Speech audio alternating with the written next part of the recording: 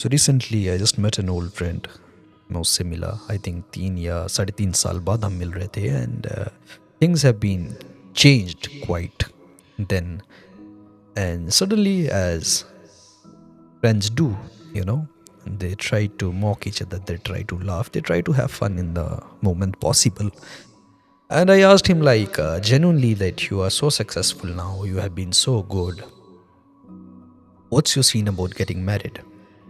And उसने मुझे बोला कि यार डी शादी तो करना चाहता हूँ बट यार वर्जिन लड़कियाँ आजकल मिलती कहाँ हैं। ये आंसर से ज़्यादा एक स्टेटमेंट है बट आई थिंक ये बहुत ही आम बात है जब दोस्त मिलते हैं तो वो बिना फ़िल्टर के बात करते हैं and it's very normal. But मैंने इस बात को बड़ा गहराई से लिया एंड आई आस्क्ड हिम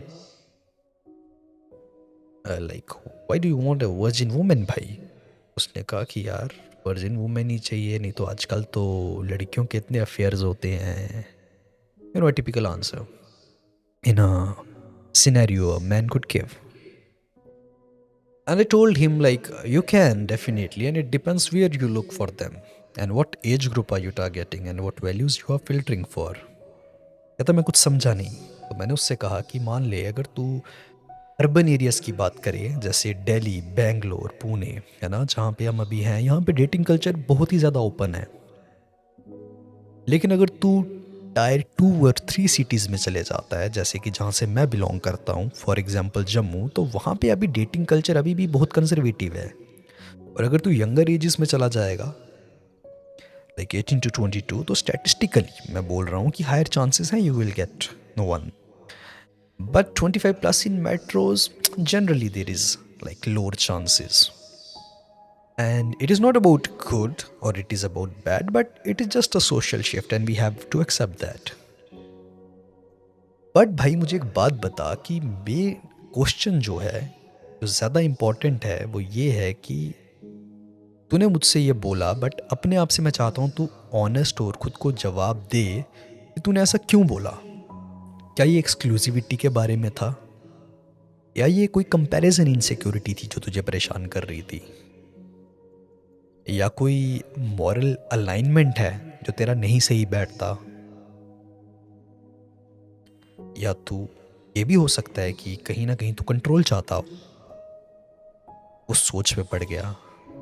पर मैंने उससे कहा क्योंकि वर्जिनिटी लोन ये प्रेडिक्ट नहीं करती कि जो इंसान तेरे साथ होगा वो लॉयल होगा, उसमें उतनी ही इमोशनल डेप्थ होगी जितनी तुझ में उसके लिए होगी, या तुम दोनों साथ में कंपैटिबल होगे, या तुम्हारा रिलेशनशिप बहुत पीसफुल होगा। और जितना मैं तुझे जानता हूं, जितने भी लोगों से मैं मिला हूं, तू एक काफी गहराई से सोचने वाला इंसान है, जिसे डीप थिंकर कहते हैं, सो मुझे नहीं लगता कि you need somebody who is untouched, it's a term. I think it would be more good if you go for somebody who you align with. और अगर तू मुझसे पूछे भाई तो अलाइंड वुमेन अभी भी एग्जिस्ट करती हैं बहुत सारी, क्योंकि एक साइलेंट ट्रुथ जो मुझे लगता है कि मर्द नहीं कबूल करना चाहते, एडमिट करना चाहते, आई थिंक ये बेसिकली एक सोशल स्टिग्मा और एक जो चिप उनको बचपन से लगा दी जाती है जिसमें वो ग्रो करते हैं और सोशल सर्कल्स एंड ऑल में जो उनको ब्रेन फिट किया जाता है कि उनको ये कहना नहीं आता कि they don't want a virgin, but actually what they want is no emotional baggage, no comparison pressure, admiration from the person they love, and the clean page on security issues. And these are all very different things. और खास करके India में specifically जहाँ हम रहते हैं भाई, ये बहुत ही ज़्यादा रेयर है और इस पे कभी खुल के बात भी नहीं होती। बट यहाँ पे एक कैच है, जो लड़की, जो स्त्री, जो वुमेन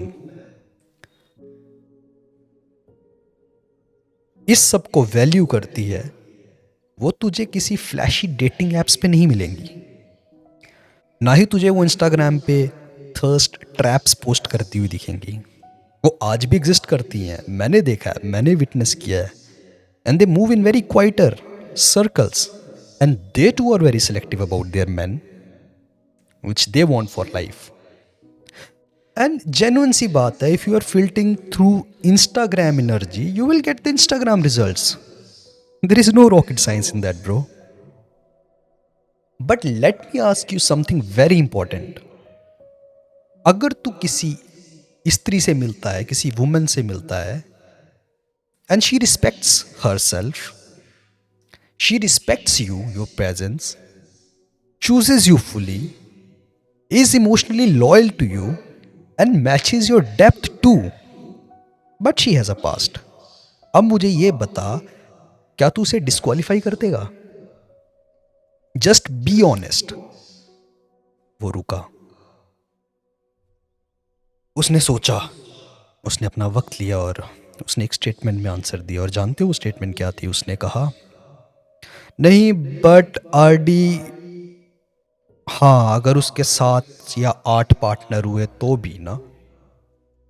बेसिकली ये आंसर नहीं था, ये एक स्टेटमेंट थी जो वो, मुझे ऐसा लगा, मे भी मैं गलत हो सकता हूँ, कि वो मुझे मॉक कर रहा था। But I told him, I understood it, I talk to him very कामली।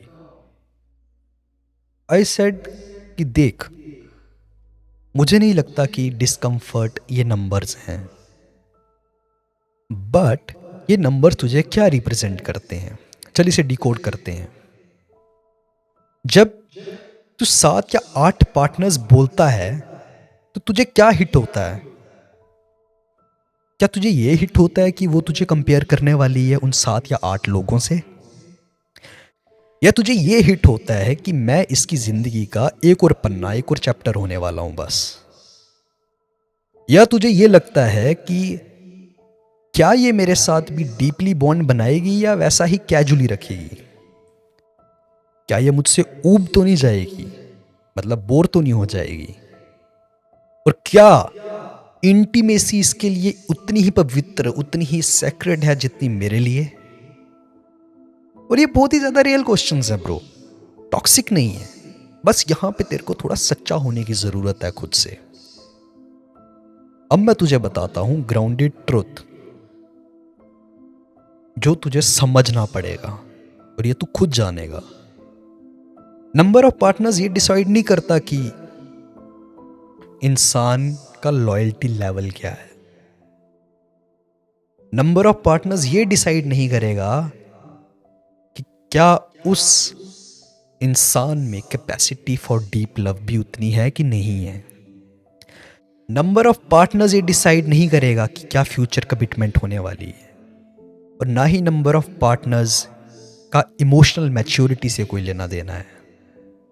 लेकिन हाँ, जो मैटर करता है वो ये है कि अगर तू उससे ये पूछे और ये समझे कि उसका जो रिलेशनशिप थे पास्ट वाले, वो क्यों खत्म हुए। क्या वो लॉन्ग टर्म रिलेशनशिप्स थे या जस्ट कैजुअल थे? उनमें तू पैटर्न ढूंढे। क्या वो अभी अकाउंटेबिलिटी लेने के लिए तैयार है या बस टाइम पास कर रही है? और क्या वो अपने पास्ट रिलेशनशिप से ग्रो कर चुकी है या अभी भी अपने नए रिलेशनशिप्स में अपना पास्ट खोज रही है? और क्या उसके लिए कमिटमेंट कुछ मायने रखती है या जस्ट एक वर्ड है? देख भाई, ऐसा जरूरी नहीं है।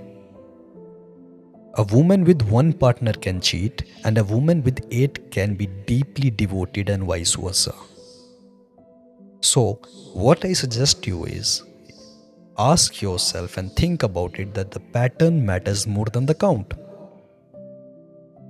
और जैसा तू है, डीप है, इंटेंस है, लॉन्ग टर्म चीज़ें सोच रहा है, सोचता है, मुझे ऐसा लगता है you just don't want to be feel replaceable. So instead of asking, is it hard to find a virgin girl? I think better question ये होगा, तो ये पूछे कि मैं ऐसी औरत, ऐसी स्त्री, ऐसी वुमेन कहाँ ढूंढूं who bonds deeply and doesn't treat relationships casually. And trust me bro, that is more of alignment, nothing else. Actually that is alignment.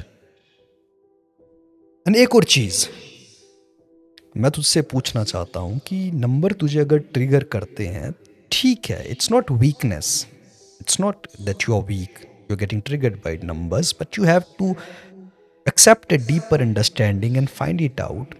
Is it about the insecurity asking for reassurances? Think about it. Is it? And trust me, when you will find the answer, you don't need to suppress it. You actually need to understand it. और फिर मैंने उससे एक सवाल और किया। मैंने कहा कि अब मुझे एक बात सच सच बता, जो तूने 7 और 8 पास्ट रिलेशनशिप, स्पेसिफिकली तूने जो नंबर बताया, तुझे इनमें सबसे ज्यादा बॉदर क्या करता है? Comparison, fear of being one of them, या फिर तेरी वैल्यू का मिसमैच? और जानते हो उसने क्या बोला? उसका आंसर बड़ा इंटरेस्टिंग था, आप सुनना है इसको। उसने मुझे बोला, उसने मुझे एक डेफिनेट आंसर नहीं दिया, उसने मुझे एक स्टेटमेंट दी दोबारा से, और उसने ये statement the, a taxi driven by so many drivers don't give mileage. और पता नहीं क्यों मुझे हंसी आती है जब भी मैं उसकी ये स्टेटमेंट याद करता हूँ, बिकॉज मोस्टली लड़के आपको ये कहते हुए मिलेंगे इन देयर ना social circles where they need to show their privilege that they are masculine enough. They would say this statement, this line, taxi driven by so many drivers don't give mileage. But I totally respect that, and I'm trying to get what society and what my friend said to me.